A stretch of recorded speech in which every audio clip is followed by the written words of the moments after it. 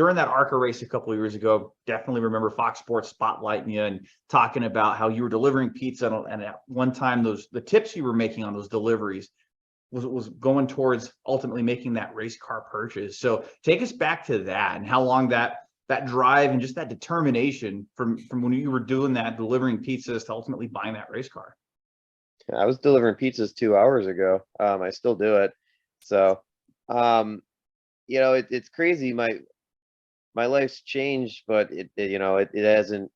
It's changed in a way where my racing's becoming successful. And my lifestyle outside of that really hasn't changed. I still, we go to the shop at night, and we all work jobs during the day, and it's just it's just a lot different because we're chasing bigger goals, and when the weekends come and we're out at bigger racetracks now, we obviously have a lot more help with the ARCA thing, and it is quite a bit different in the racing world. But as far as what we do, I'm still up here in Buffalo, New York, and we're still building race cars. And I just got back from Atlantic City running the indoor 3/4 midgets, which we do every year. So I'm blessed to say that things are as different as they are. They're still kind of the same, and that's a beautiful thing. And I really wouldn't have it any other way. So it's still my uncle going over the wall, changing tires, and my family's over there on the pit crew, and my stepkids go to all the races that they can go to, and we still have a lot of fun with it. So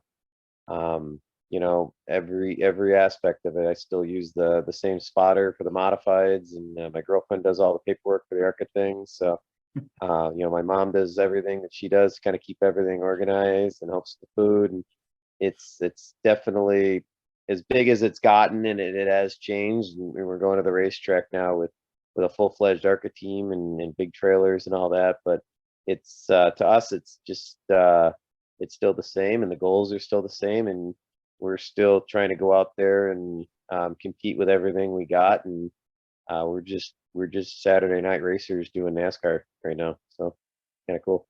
That's incredible. What a story to have the whole family along for the ride here. And just with that, of your family being a part of that, Andy, how cool is that? Like just to have them around to be a part of what you're doing here and be along for the ride for this journey.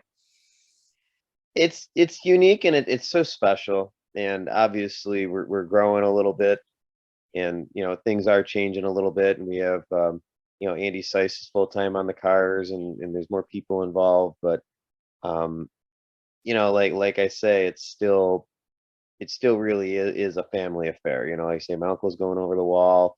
My childhood mentor Ricky Hochter is going over the wall. He's our jack man. We still have the same crew chief that we started with, and my family friend Adam, he's been doing the fuel right from the get-go, and he's still our fuel man. And we're still kind of doing things exactly the same, and we're just adding to it. And that's kind of, this year's going to be different. It's like we're not really changing anything. We're just taking what we have, and we're kind of making it better.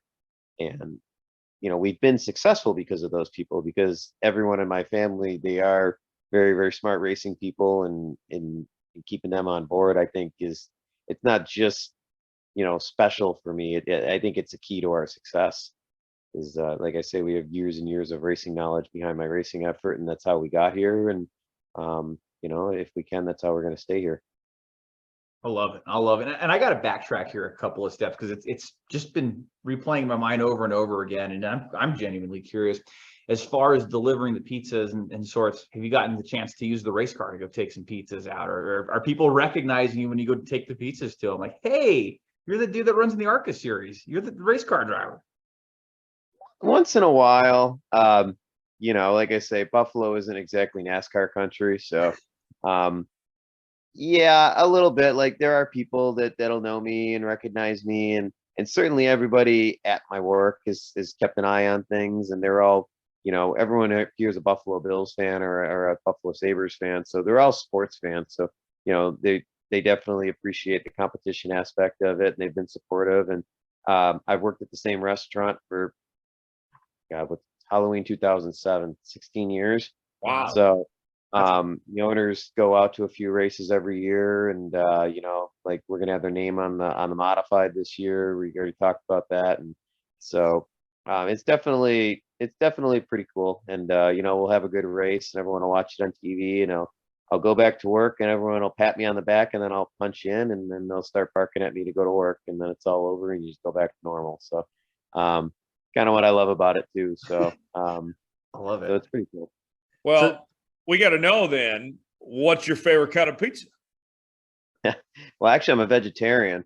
So Oh, wow. I'm in the middle of indoor midget season. Well, actually, it's over now. But so part of the thing with the indoor midgets, you have to get as skinny as you can get. So I'm still on my diet right now. So I haven't thought about a pizza in a long time. But definitely when they do the buffet, when they put like the mushroom, banana, pepper pizzas out there, definitely those are my jam for sure. So sometimes I'll sneak a piece. Pineapple. let's ask yay or you- nay? Yeah. Let me ask you a age-old question here. Dominic and I disagree on this, and I think, this probably divides our friendship, this question. So, Andy, this is all you here to kind of settle this once for all. Does pineapple belong on pizza? Sure, whatever you want on a pizza. Oh, Thank you, no, Andy. no. Man. Thank you, man. You just made my night. Thank you. It's your pizza. You put whatever you want on it. I'll tell you what, though, if you order an anchovy pizza, like you are my first stop. I don't care where you are in the order. I cannot wait to get those things out of my car. Your car will stink for 2 days after one of them things. They don't pop up much, but as soon as I get one, I know. What's the weirdest combination you've seen? Speaking of anchovies and all the different toppings, right? Anybody can put whatever they want on pizza, but what's the oddest combination you've delivered? Oh God, you wouldn't believe some of the things people come up with, but I've always been kind of weirded out by the meatball pizza. It just feels like there's too much going on. So that'd probably be my least favorite. But yeah, people come up with people order them with no sauce or no cheese. I mean, they order them upside down, right side up. Just if your money's good, we'll make it. So that's kind of the cool thing about not being a chain place where we're independently family-owned restaurant. So it's always a little bit different. So and we're I've always had very interesting clientele too. So keeps it fun. We're right in the city of Buffalo and North Buffalo. So not a lot of boring days over there for sure. So Yeah. I always have fun time at work.